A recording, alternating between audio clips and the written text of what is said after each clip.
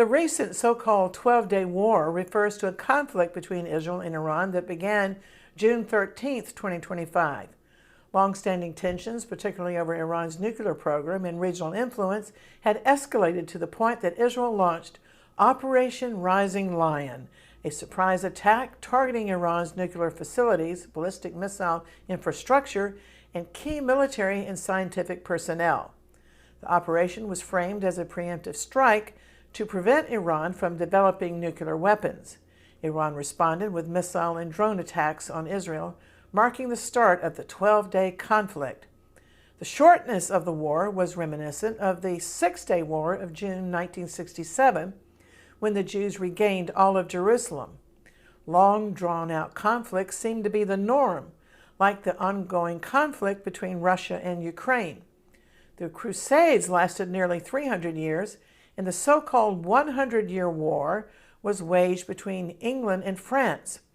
No stranger to this phenomenon, the Arab-Israeli conflict has dragged on for many decades. However, God has granted Israel these swift victories, the Six-Day War of June 1967, and now the remarkable 12-day war between Israel and Iran in June 2025. The war ended soon after America's brave decision to utterly destroy Iran's nuclear program with direct strikes by 14 giant bunker-busting bombs on 3 main Iranian facilities. Israel assassinated all of Iran's nuclear scientists and at least 30 of Iran's top generals. Israel's success in this war will be studied in war colleges worldwide for decades to come. According to a report by Pastor David Decker in Jerusalem, the damage to Israel over these 12 days was severe, including 28 dead and over 3,000 hospitalized, 23 seriously wounded.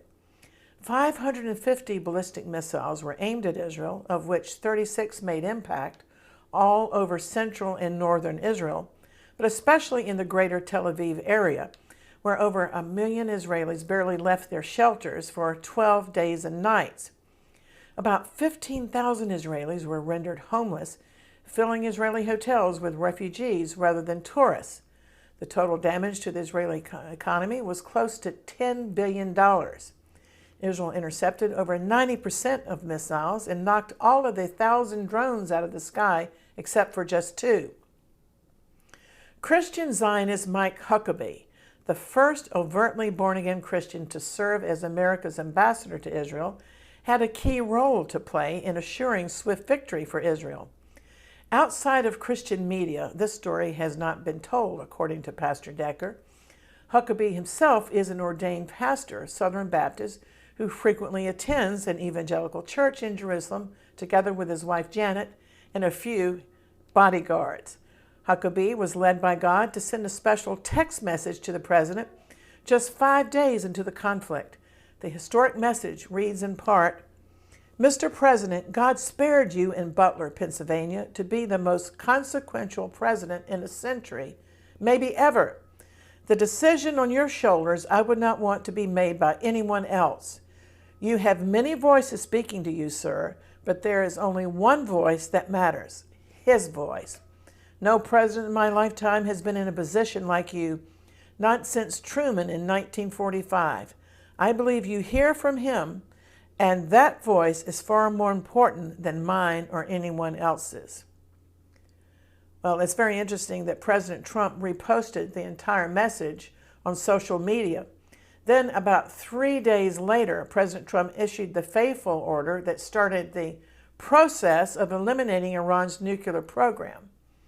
Initially cautious, President Trump decided to authorize American participation in the 12-day war on June 21, launching Operation Midnight Hammer, when B-52 stealth bombers struck Iranian nuclear sites. Intercessors for Israel were praying day and night. The president was swayed by the strategic need to curb Iran's nuclear ambitions. So what's next? Pastor David in Jerusalem suggested a look for huge positive changes throughout the Middle East as a result of this latest dramatic victory. During the 12-day war, Israeli jets flew freely over Syria, Saudi Arabia, and Iraq. Jordan even protected Israel by shooting down some projectiles launched by Iran. Both Israel's Mossad and America's CIA now have hundreds of operatives working inside of Iran to ensure that Iran never gets close again to having a destructive bomb.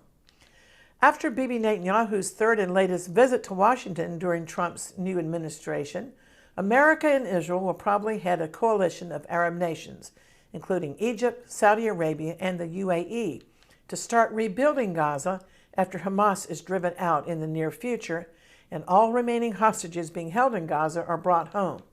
20 are still believed to be alive. By the end of this year, Saudi Arabia will likely join the Abraham Accords, followed later by many other nations, and start pouring tens of billions of dollars into the Israeli economy, with great financial benefits resulting for both the Jews and Arabs of Israel. Israel has become the unrivaled dominant military power in the region. So expect more Jewish people during this period to start coming home to Zion. The population influx will create new cities across the Negev and the Galilee. Tourism to Israel will hopefully become a booming business again. The peace of unwalled villages envisioned by Ezekiel 38 will surely come to pass. It's all a harbinger of the prophesied Ezekiel war in the future. So, my friends, Jesus will soon return to Jerusalem. If you enjoy hearing these prophecy updates or hearing from us on social media or through our free Jerusalem Channel mobile app and all of our videos at our website, exploits.tv, as well as our Jerusalem Channel YouTube platform.